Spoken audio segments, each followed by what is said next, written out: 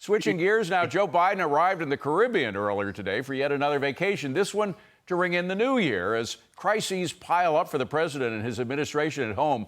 Joining me now is Joe Concha, politics and media columnist at The Messenger and Fox News contributor, and Garrett Ventry, Republican strategist and former senior advisor to the Senate Judiciary Committee. Gentlemen, great to see you. Garrett, I'll come to you first. The presidency used to be known as the most challenging job in the world. Now it looks like it's just a place you go to get a free ride. Yeah, David, and thanks for having me on. Good to be back with you here. Joe Biden's presidency essentially looks like a French work week meets Ferris Bueller's Day Off, but for 3 years here. I mean, you're talking about RNC Research put out research on this where about 40% of his presidency has either been at his Delaware home or on vacation. That's unheard of right now. And again here, let's take a step back here. What are we dealing with right now? We've got high inflation. We just had the most border crossings recorded last month at the southern border. On top of that, you have war in Israel, war in Ukraine. All of these things are happening right now. Where is Joe Biden? He's on vacation. This is why more and more voters, you have a majority of Republicans, a majority of independents, and even a majority of Democrats are questioning Joe Biden's age, his fitness, his mental sharpness to do the job right now. And that is because every crisis that's happening, he had to be bullied by the media to end his vacation early in Hawaii when all those wildfires were happening. And he still hasn't visited Ohio with the train derailment that happened in February. So that's going to continue to be a lingering question here going into 2024. Well, the other lingering question, Joe, is who's in charge? I mean, that's a legitimate question of if this guy can be on vacation every other week, chances are somebody else is pulling the levers, right? Absolutely, David. And I have some numbers around it I'll share in a second, but I have to one-up Garrett on this one. This is more like Misery meets Weekend at Bernie's, if we're going to use the movie analogies, okay? Thank you. That is a good Anyway, right. here, but seriously, here we have Joe Biden going on vacation just one day after returning from another vacation. Yes. And this time, as you showed, he's off to St. Croix. He's at yet another opulent beachfront home. And this stat is truly unbelievable. As president, Joe Biden has spent more than 40% of his time in office on vacation. Now, let's put that in context for a moment. American workers, on average, take 14 days of vacation per year. President Biden has taken an average of more than 140 days per year of vacation. That's nearly 10 times as much, obviously. And Americans are frustrated and scared and angry right now about prices, like you just talked about with Art Lafler, still way too high for their taste that they can afford. They see rampant violent crime. They fear for their family's safety. They see protests engulfing parts of American cities on their screens every day and night. And it feels like things are just getting completely out of control going into an election year. And they see that U.S. southern border. That is truly a national security threat right now that the president should be addressing instead of ignoring while literally putting his head in the stand, David. But, you know, Garrett, it's also a fear of conflict. I think that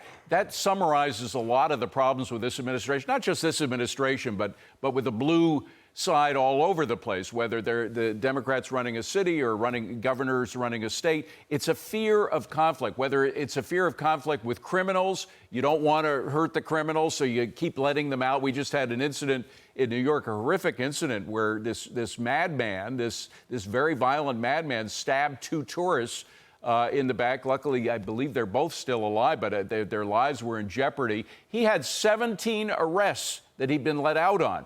And again, it fits this pattern, whether it's appeasing Iran or appeasing violent criminals or appeasing the illegal immigrants by the millions. It's a fear of conflict.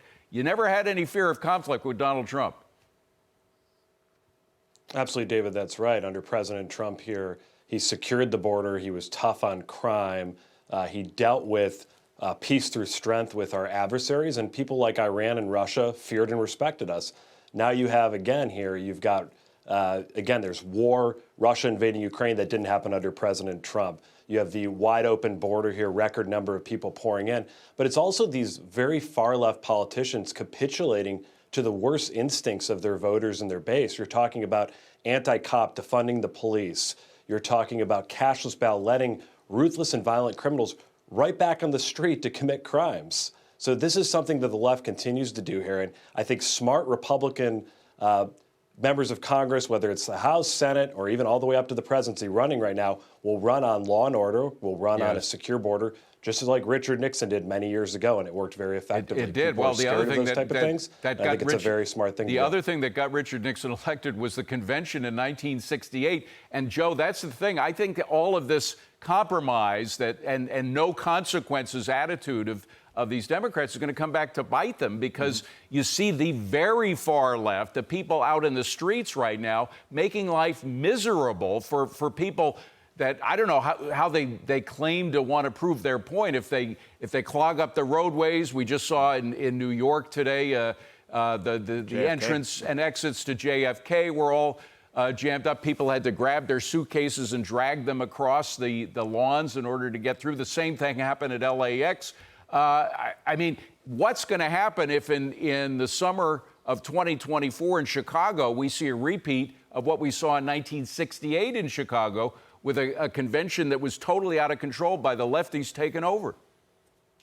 You just get the feeling we're headed towards a violent year here, David. Nobody wants this, of course. The New York airports are already a mess without protesters. And now here, during one of the busiest times of the year, they just feel they have the right to shut it down, because they're not looking to win hearts and minds. They're looking to bully people into submission in terms of taking their side on things. And the problem for the left now is that the rhetoric that they talked about in 2020, as far as defunding the police, for example, or surging the border and allowing everybody to come in, that rhetoric is now meeting reality. And Americans don't like this reality. And if this presidency, this election comes down to a choice between who do you think is going to do better in terms of steering the economy and handling things like this that we're seeing on our screen, and obviously the border, it's hard to see Donald Trump or whoever the GOP nominee is losing to Joe Biden, who is not wine. He's not going to get better with age at this point. You know, again, it all comes down to no consequences for actions. And I can't help but thinking it comes down to, like, when you're dealing with a spoiled kid, instead of saying you cannot have that, you cannot run out in the street or you're going to get killed,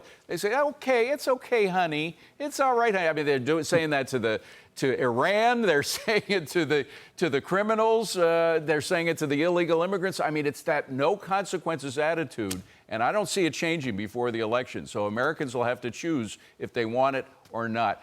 Joe and Garrett, great to see you, my friends. Thank you very much. Happy New Year to both of you.